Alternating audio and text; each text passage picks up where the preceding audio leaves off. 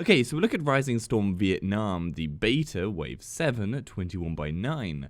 I haven't really had much of a history with games set in Vietnam. I loved Bad Company 2, but for whatever reason I just never got to play much of the Vietnam DLC, which was a real shame for me as one, the game was amazing, and I was studying Vietnam in history at the time, so yeah, it was annoying missing out on that. So this really is my first good experience of the setting in a game, and it's fantastic so far. Unfortunately for Ultrawide support though, it isn't quite as good a story. So before we go into my thoughts on the game, natively it does support 21:9, but unfortunately not perfectly. So gameplay does attempt to show off more on the sides of the screen, but the big issue is you need to turn FOV all the way up, and this leads to a massive fisheye effect on the sides. So whilst weapon play and just anything in the center of the screen is fine, the game simply can't cope with this extra screen space. The HUD does scale correctly to the sides of the screen, remaining unstretched or otherwise for the most part. That said, there are issues with the HUD pop-up information tips that clip off the right-hand side of the screen, which obviously needs fixing. Screen effects like taking damage use the entire screen space though nicely. There are no cutscenes per se, however there are waiting screens where you're staring out at the world blankly while stuff loads, and also you have the ability once your team's reinforcements run out to fly around the map in free camera view whilst the last people fight to the death, and all these moments are ultra wide just like the gameplay. The main menu supports 21:9 well, the background image just stretches to fill the screen space, but that suits me a million times better than having black bars, and really the only bit of the menus that seems confused about a 21:9 width is the tutorial videos screen, but overall the menus work great. The same applies to all in-game menus, no complaints here at all. Finally, loading screens are 16:9 with black bars, but you aren't staring at these for long. Performance is a lot better than I predicted. I've been following this for a while, and yes, whilst I'm on a 1080 Ti, so would expect high FPS on higher settings regardless, I still had reservations that the game would have performance issues. That said, it does still need a good bit of work. At 3440 by 1440 I would run highest everything settings and would fluctuate between the high 50s to 90s a lot. And this really is the issue. My problem isn't with generally being unable to power the game, it's the fact that the game can't run fantastically stably. The FPS jumps up and down in great leaps and bounds occasionally, and even though you're above 60 FPS the whole time, you can feel that dramatic shifting. But luckily there are a good number of graphic settings to try and tweak things, and there are ongoing improvements for performance listed on their timeline up until launch, so whilst yes it's far from perfect now, I'm not really worried as we are still in beta stages.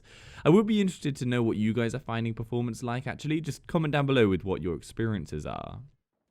So the game basically sets one team as the US Marine Corps and the opposing team as the Viet Cong. You're fighting in Vietnam obviously, and whilst the game takes great liberties with how fighting was done, i.e. not in great battles like this, it balances that fantastic fun factor with realistic features of each side's warfare tactics. So by that I mean the US has far greater firepower. They have helicopters, planes, missile strikes, napalm, better weapons. But the Viet Cong are given the power of being able to traverse the map faster. They have tunnels around the map to speed up movement, and they can set up traps to take out unsuspecting US troops. It does balance nicely, though I think as it's still quite a new game for everyone, the sides generally focus just on the typical shooting each other with weapons, and aren't really fully adept with using the full range of tactics and tools given to them, notably the Viet Cong, but that will come with practice.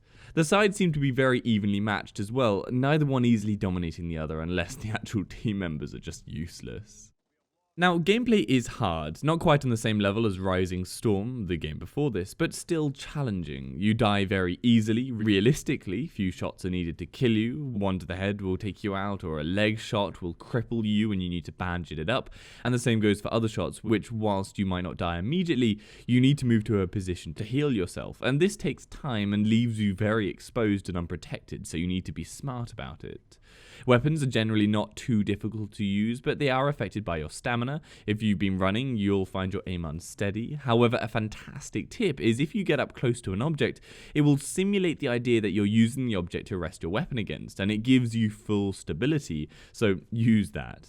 The same applies to being crouched or prone versus standing up. Now, a mechanic I actually love and works brilliantly here is the lack of an ammo counter. You need to keep an eye on how much you've fired and estimate how many bullets you have left because there is no ammo number counting up and down. You can, though, check your ammo. So by holding the reload button, you'll pull out your mag or check your weapon, and an indicator showing the rough amount of ammo you have left to fire will pop up. The reason you can't just reload to fill things right back up is you have a limited number of mags. When you reload, you discard the mag currently being used and put in a whole new one, so you lose those bullets in the original mag.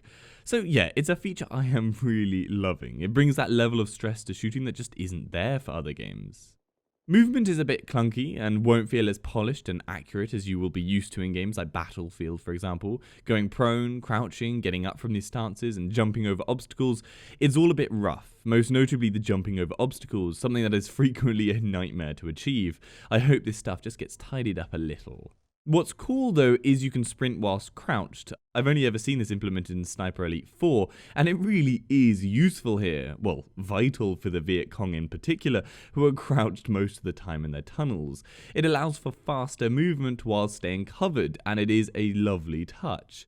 What I'm not a real fan of though is the stance memory. By that I mean if you're prone and then you sprint, your character will get up and sprint, but the second you stop sprinting he'll go prone again. So whilst I understand why it's here, I don't really like it, as it's so against the grain of how games usually work that it's just something I can't get used to. Other stuff I came across whilst playing: weapons can have their sights changed for different ranges on the fly. There are also a good number of maps on offer already. The sound is brilliant with great surround sound support, and it really lends to that tense feeling as you feel bullets smacking into the ground around you. The game relies a lot on teamwork. It really helps if people chat and communicate, but it's totally playable without that level of communication. You just need to try and stick together and use the rally points set by the team leader. Talking of him, the team leader is the key to each squad. He is the one who sets objectives and is the only person who can be spawned on other than the main objectives. The environment and graphics are lovely too. The world feels and looks gorgeous. There are no land vehicles that I'm aware of, but there are, like I said, helicopters. Now, a big part to the game is classes. There are different roles people play, and each one generally does have a big variation to the others. Like communications needs to work closely with other classes like the squad leader. The number of people in each role is limited, but people are usually shifting around a lot each time they die, and it works nicely. It keeps the game balanced. There is also customization of your character as you level up, so you get new looks, etc., but from what I can tell it's just cosmetic, but correct me in the comments if I'm wrong.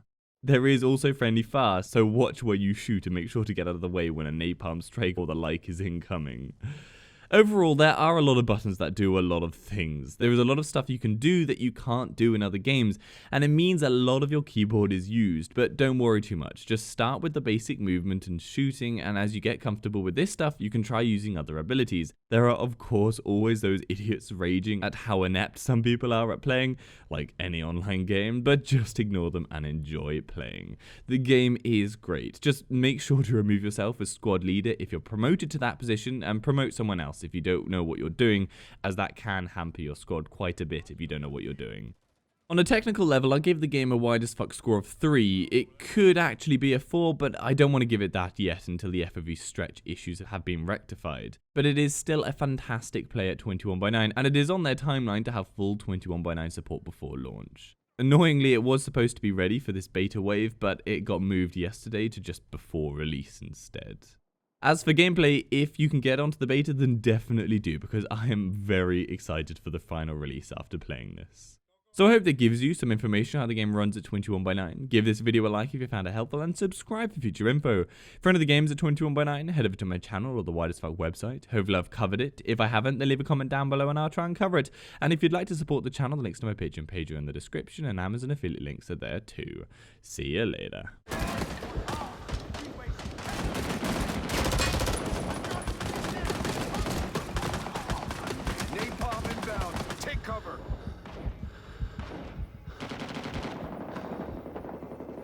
Capture an objective now. Capture an objective soon, or we lose.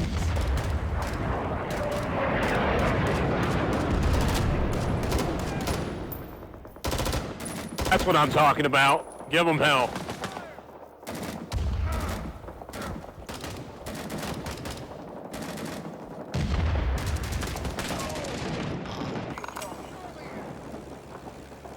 We are taking Charlie.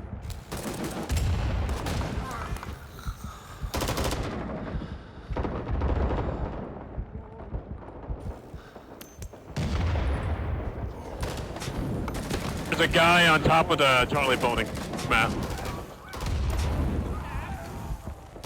Take this, you son of a bitch! I'm here!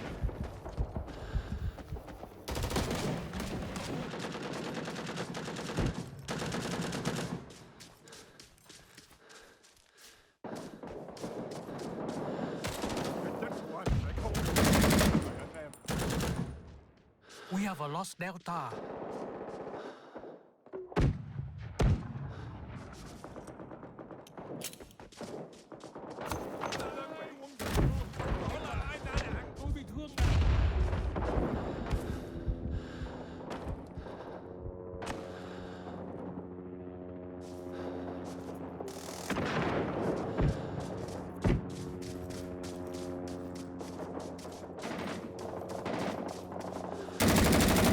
Taken Echo. I'm screwed up bad. Oh, we gotta get Delta back. Okay.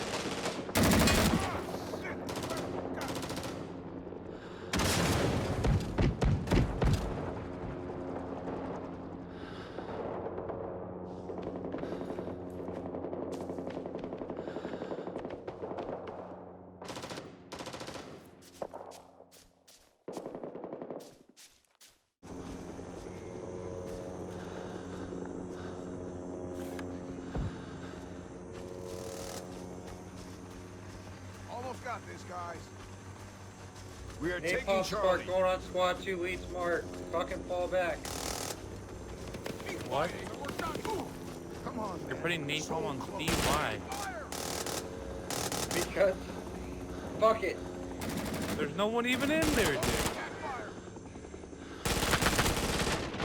We are taking Charlie. Charlie, in that little thing right there.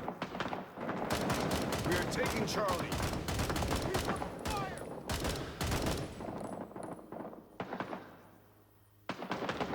Enemy fire incoming! I wasted him.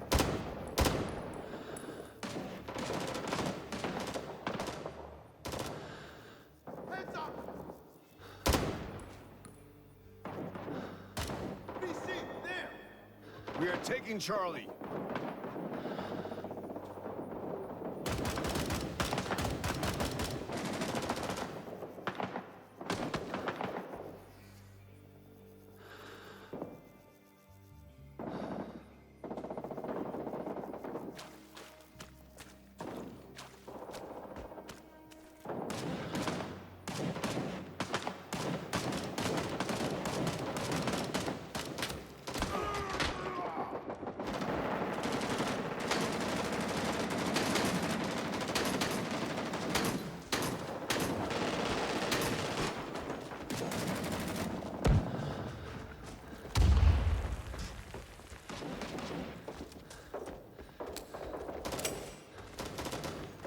They are on the bridge.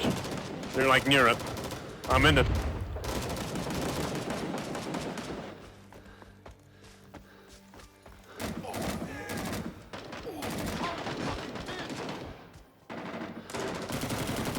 Jim Allen.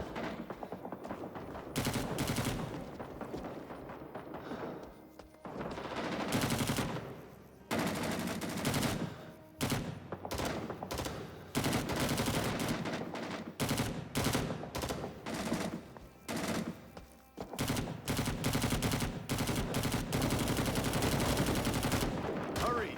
Get in the fight, soldier!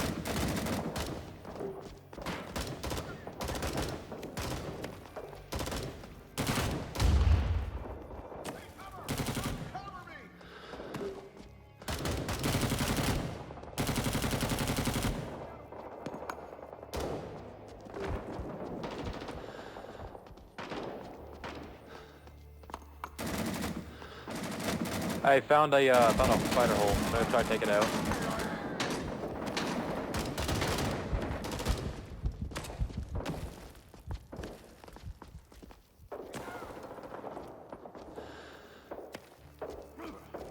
Alright, tunnel down.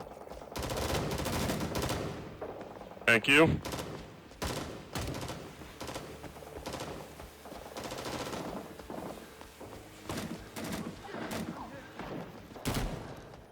I'm friendly. Friendly. Friendly. Behind us, I think we're getting shot at.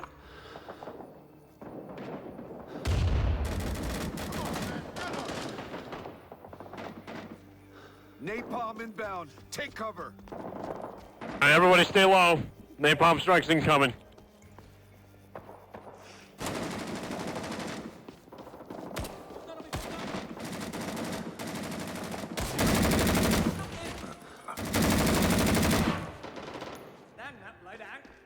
Scout, report in.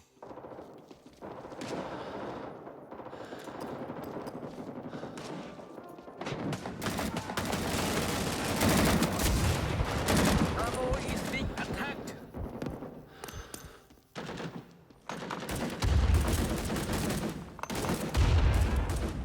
Dude, put down a goddamn fucking tunnel.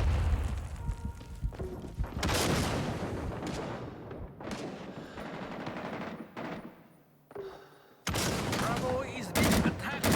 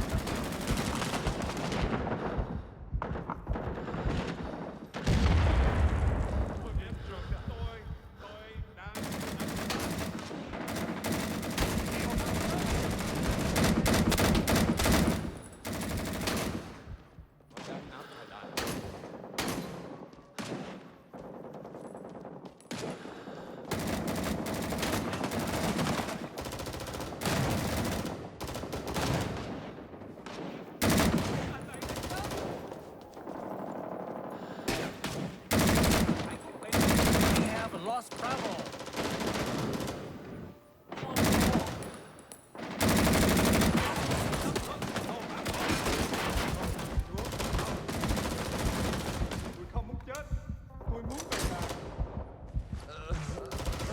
We need a tunnel!